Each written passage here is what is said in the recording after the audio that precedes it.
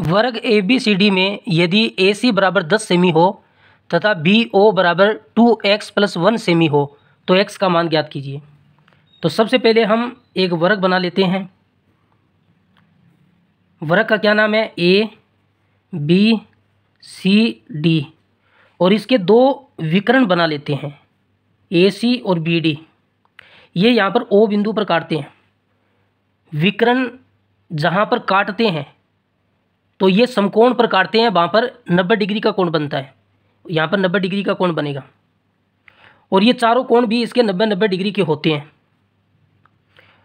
और वर्ग की चारों भुजाएं बराबर होती है।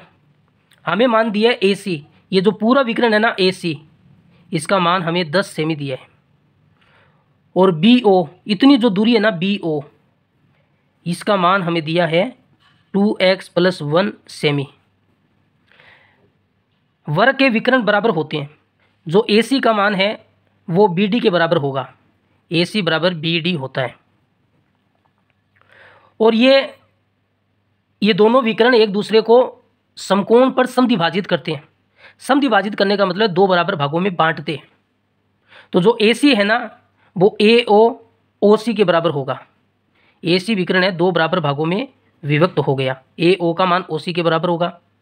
और जो बी डी विकर्ण है वो भी दो भागों में विभाजित होता है, ओ बी का मान ओ डी के बराबर होगा, ओ बी का मान ओ डी के बराबर होगा।